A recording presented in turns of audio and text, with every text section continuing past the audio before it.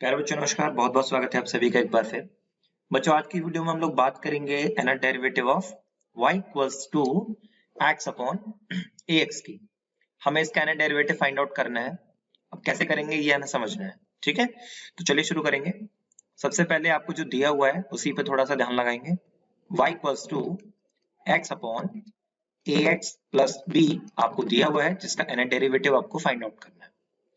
Okay, इसे थोड़ा change कर लें अगर, और हम इसे लिख लें x dot ax plus b raise to power -1। तो कोई इशू नहीं होना चाहिए, इसको बिल्कुल ऐसे लिख सकते हैं हम। अब मैं क्या कहता हूं, इसको दो फंक्शंस मान लीजिए, पहला फंक्शन v एंड दूसरा फंक्शन u, या जो भी आप इसको बोलना चाहें। दो फंक्शंस ही हमारे पास हो गए, एक फंक्शन हो गया v, एक फंक्शन हो गया हमारे पास u, ठीक है। अब आपको क्या करना है, आपको एनर डेरिवेटिव फाइंड आउट करना है, लेकिन एनर डेरिवेटिव पे जाने से पहले कुछ चीजें समझनी है आपको। आपके पास u इक्वल टू दिया हुआ है और u इक्वल टू आपने मान लिया है ax plus b raise to power -1। Okay, इसका फर्स्ट डेरिवेटिव फाइंड आउट करते हैं पहले, ठीक है। इसका फर्स्ट डेरिवेटिव क्या होगा, -1 dot a dot ax plus b की पावर -2। अगर आपको बच्चों ये चीज समझ में नहीं आ रही है मैं कैसे कर रहा हूं, तो आप बिल्कुल मुझे कमेंट करोगे, मैं बताऊंगा आपको कैसे आता है ये, ठीक है। और इसके सिमिलर वीडियो का मैंने लिंक इस वीडियो के डिस्क्रिप्शन में छोड़ा है, तो आप वहां से जाके वो वीडियो जरूर देखिएगा। हमने एक वीडियो सॉल्व किया था आपके लिए, y equals to 1 upon ax plus b का हमने एनर डेरिवेटिव फाइंड आउट किया था, तो ये वहां से रिलेटेड है, आप इसको वहां से जरूर देखिएगा। चलिए अब इसका सेकंड डेरिवेटिव फाइंड आउट करेंगे। सेकंड डेरिवेटिव क्या हो जाएगा इसका, -1 -2 a square ax plus b की पावर 3, माइनस टाइम्स 3 हो गई। नाउ अब इसका मैं थर्ड डेरिवेटिव निकालता हूं, तो ये क्या हो जाएगा, -1 -2 -3 a raise to power 3 ax plus b की पावर -4। ऑब्जर्व करना है बच्चों कि जब आप इसका फर्स्ट डेरिवेटिव आपने फाइंड आउट किया, जब फर्स्ट डेरिवेटिव की आप बात कर रहे थे, तो आपके फैक्टर कहां तक गए, 1 एक ही बार गया, ठीक है। माइनस को छोड़ दो, अभी आपके पास a आया और a की पावर आई 1, क्लियर है। इसके बाद आपकी जो ax प्लस b की पावर है वो कितनी थी, जितनी बार आप डेरिवेटिव फाइंड आउट कर रहे हो उस नंबर से एक ज्यादा, यानी मैंने एक बार किया पहला डेरिवेटिव तो मेरी पावर है -2। जब मैंने दूसरी बार डेरिवेटिव किया इसका, यानी कि सेकंड डिफरेंशिएशन फाइंड आउट किया इसका, तो मेरी पावर हो गई 3। दो थी तो 3 हो गई, 3 थी तो 4 हो गई, और a की पावर कितनी हुई, एग्जैक्टली उतनी ही जितनी मेरा डेरिवेटिव का नंबर है, ठीक है। यानी कि फर्स्ट डेरिवेटिव में a की पावर 1, सेकंड में a की पावर 2 एंड थर्ड डेरिवेटिव में a की पावर 3। Good, fine. अब ये फैक्टर्स को समझना है। फैक्टर को ऐसे समझेंगे बच्चों, जब आप 3 बार डिफरेंशिएट किए तो आपके पास 3 फैक्टर आए, 1 2 3। जब आपने बच्चों इसको 2 टाइम्स डिफरेंशिएट किया तो आपके पास कितने फैक्टर आए, 2 फैक्टर्स आए, 1 2, करेक्ट है। अब बहुत ध्यान से समझने वाली चीज है, माइनस कितने बार है, जब आपने 2 टाइम्स डिफरेंशिएट किया 2 टाइम्स। माइनस कितने बार है, जब आपने 3 टाइम्स डिफरेंशिएट किया 3 टाइम्स, करेक्ट है।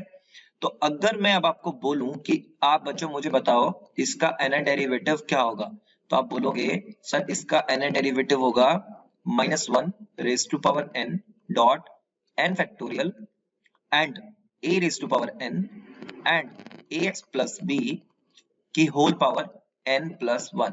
रिलेट करेंगे, पहले ध्यान समझना है। जब मैंने n टाइम्स किया तो नंबर एक ज्यादा होना चाहिए ना पावर का, तो n प्लस 1, और पावर कैसी होनी चाहिए, नेगेटिव। कंफ्यूजन बिल्कुल नहीं रखना है। n टाइम्स जा रहे थे ना हम लोग, जब हमने 3 बार डिफरेंशिएट किया तो कितने फैक्टर गए, 1 2 3, 3 बार गए ना। तो n टाइम्स डिफरेंशिएट करेंगे तो कितने फैक्टर जाएंगे, 1 dot 2 dot 3 dot 4 dot dot dot dot n times, यानी अप टू n टाइम्स जाएंगे, n फैक्टोरियल हो गया। माइनस कितने बार था, माइनस था आपके पास जब 3 बार डिफरेंशिएट किया तो 3 बार, n बार करेंगे तो n हो जाएगा, -1 की पावर n, यानी कि जितनी बार आपका डिफरेंशिएशन होगा उतने बार आप पावर लिख देंगे। अगर अब मैं आपसे बोलूं कि बच्चों आप इसका n-1 बार डेरिवेटिव निकालो, तो आपका आंसर क्या होना चाहिए, -1 raise to power n-1 n-1 factorial, ठीक है, एंड ax प्लस b, और यहां जो नंबर होता है एक्सपोनेंट में वो कितना होता है, जितनी बार डिफरेंशिएट कर रहे हैं उससे एक ज्यादा, तो ऑब्वियसली यहां पे आ जाएगा n। यहां तक कोई कंफ्यूजन है, कंफ्यूजन हो सकता है कि पावर में मैंने n क्यों लिख दिया, तो बच्चों n-1 से एक ज्यादा, 1 से 1 कैंसिल हो गया, आपकी पावर आ गई n।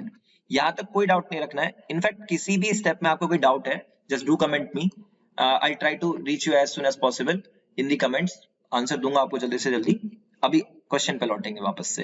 अब हम लोग लेबनीज का कॉन्सेप्ट पढ़ रहे हैं, तो पहले हमें समझना है कि लेबनीज का कॉन्सेप्ट एक्चुअली है क्या और हमें लगाना कैसे है, वो सेकेंडरी पार्ट है। देखो हमारे पास दो फंक्शन होते हैं y इक्वल्स टू uv। तो लेबनीज का लॉ क्या कहता है, अगर हमें nth डेरिवेटिव फाइंड आउट करना है इसका, तो इसका nth डेरिवेटिव फाइंड आउट करने के लिए हम लोग ये बोलेंगे कि ncn unv, ओके। देन हम लोग लिखेंगे nc1,